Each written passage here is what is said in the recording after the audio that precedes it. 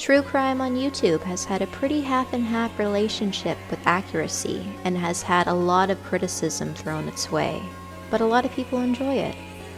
When a lot of people are enjoying something, it creates a demand, and with that demand comes people needing stories to feed the masses. In True Crime Rush, one story was pushed around quite a bit and led to a few misconceptions we can hopefully clear up. Juana Barraza, a name that invokes a lot of different emotions if you are familiar with the lucha wrestling scene. Known to the world as La Mataviejitas, or Little Old Lady Killer, Barraza's life is a blend of lies, crime, murder, and of course, wrestling. A lot of videos on the topic of Barraza tend to emphasize her wrestling career, but there is a little more to that topic than most bother to get into. To understand Barraza, one must first look at her origins. Born on December 27, 1957 in Hidalgo, Mexico, Barraza's early life was not an easy one. Growing up in a poverty-stricken environment, she faced challenges from a young age. Reports suggest that her mother, an alcoholic, gave her away at the age of 13 to a man who subjected her to all kinds of abuse of all manners. This traumatic experience left scars of many kinds, shaping her psyche in ways that would later manifest. Despite these early struggles, Barraza found an outlet in the world of lucha libre, Mexico's unique form of professional wrestling. Lucha libre offered her an escape from the grim realities of her life at the time. It was here that she began to craft a new identity, one that would allow her to transcend her beginnings and step into a spotlight. Barraza's entry into the world of lucha libre was not as a competitor in the ring, but by locally promoting events on street teams, hanging posters, and selling popcorn as a vendor. She organized wrestling events, collaborating with talent from the prestigious CMLL, as well as various independent wrestlers from the local circuit. Her role immersed her in the subculture of lucha libre, where she was well known to the wrestlers and fans alike. However, Barraza's ambitions stretched beyond the sidelines. She wanted to be a star. To achieve this, she fabricated a persona as a masked wrestler known as La Dama del Silencio, the Lady of Silence. According to her self-spun tale, she was a ruda, a villainous wrestler in lucha libre world, who had competed in the ring until an injury forced her into retirement. The narrative was not entirely implausible in the world of lucha libre, where masks and secret identities are part of the tradition, but it was a fiction nonetheless.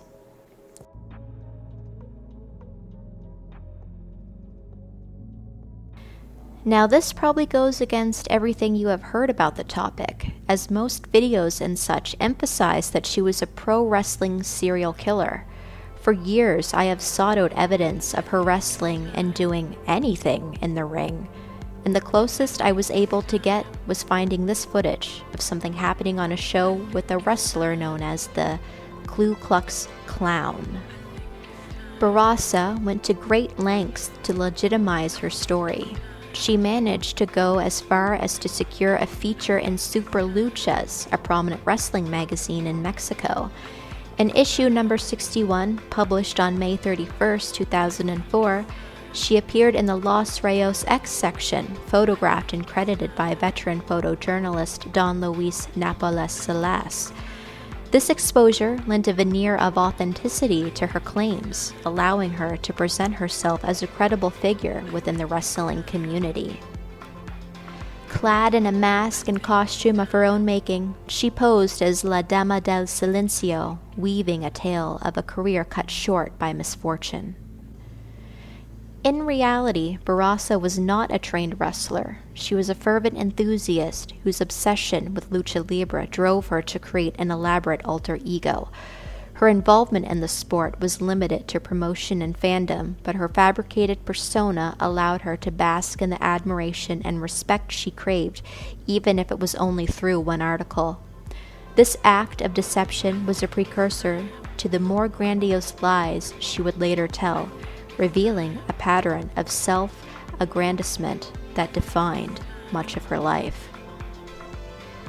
One of the most audacious chapters in Barraza's tale of deception was her claim of having achieved glory in the World Wrestling Federation, now known as WWE. She boasted to fellow wrestlers, acquaintances, and even in the article of Super Luchas that she had been summoned to the United States for a prestigious tour, during which she won WWF Women's World Championship. This assertion painted her as a trailblazer, a Mexican luchadora who had conquered the American wrestling scene, a feature that would have elevated her to legendary status in the eyes of her peers. However, this claim was, like the rest, a complete fabrication. The WWF, a global juggernaut in professional wrestling, has no record of Juana Barraza ever stepping into its ring, let alone competing for or winning its women's championship. The story was too extravagant, too disconnected from reality to uphold under scrutiny. Recognizing the implausibility of her tale, the authors of the article would note that she actually won women's championship in the World Wrestling Association, WWA, a smaller and less prominent promotion in Puerto Rico, was a more believable substitute, though still a lie. Barraza still had her article, and with that was able to tote it from conversation to conversation, showing it off to anyone who questioned her wrestling credentials. Barraza's lies about wrestling were not mere boasts. They were a calculated effort to enhance her standing within the wrestling community. In a world where reputation and legacy are paramount, she sought to position herself as a figure of significance, someone who had transcended the local scene to achieve international acclaim. Her willingness to deceive super luchas and others reflects her deep-seated desire for recognition, a desire that her modest reality could not fulfill. This penchant for fabrication foreshadowed the darker deception she would employ in her criminal life, where pretense became a tool for far more sinister ends.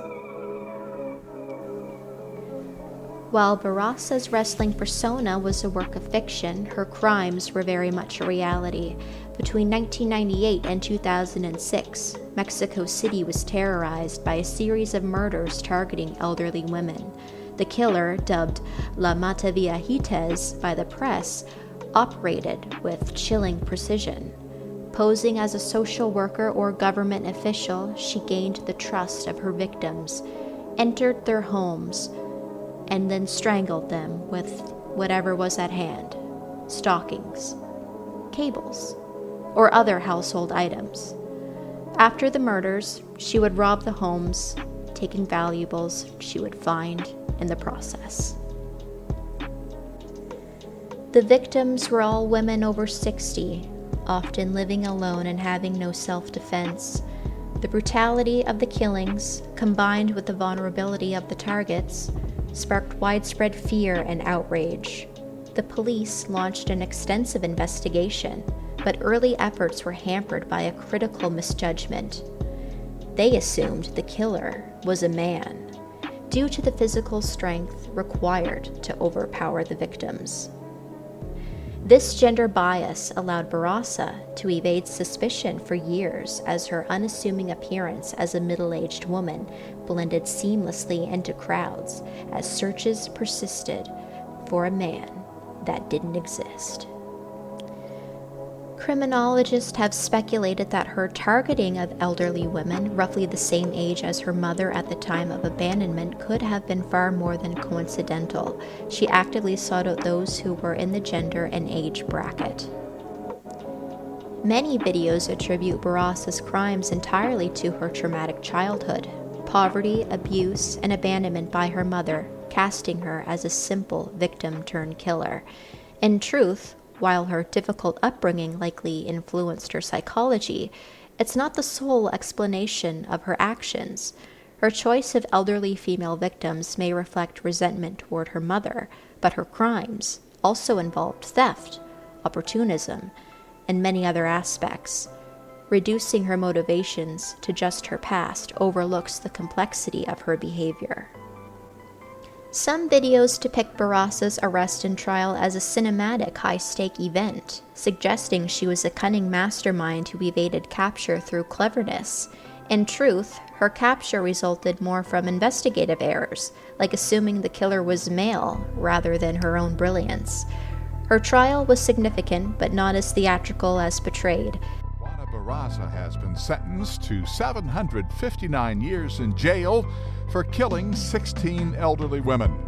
Authorities say the woman, dubbed the little old lady killer, terrorized Mexico City's senior citizens. She was convicted of 16 murders and sentenced to 759 years in prison. Her ability to operate undetected for so long was either a testament to her cunning abilities or the societal blind spots she exploited. Elderly women, often overlooked and underprotected, were easy prey, and Barraza's persona as a caring official disarmed them until it was too late. The reign of La Mataviejitas came to an abrupt end on January 25, 2006. Barraza was caught fleeing the scene of her latest crime, the murder of an 89-year-old Ana Marie de los Reyes Alfaro. A tenant in the building witnessed her departure and alerted the police, who apprehended her on the spot. The arrest was a breakthrough in a case that had baffled authorities for years. Fingerprints and other forensic evidence quickly linked her to multiple murders, dismantling the myth of the male killer and exposing Barraza as the true culprit. During her trial, Barraza admitted to killing one woman, claiming it was an act of rage rather than part of a broader pattern. She denied responsibility for other murders, insisting she was being framed. However, the evidence was overwhelming. Fingerprints, witness testimony, and stolen items recovered from her possession painted a damning picture. In 2008, she was sentenced to 759 years in prison, the longest sentence ever imposed on an individual in Mexican history. Juana Barraza's crimes left a lasting imprint on Mexican society. Her case exposed the plight of the elderly, prompting calls for better social services and protection. It also forced a reckoning with gender stereotypes in law enforcement, as the initial focus on the male suspect delayed her capture.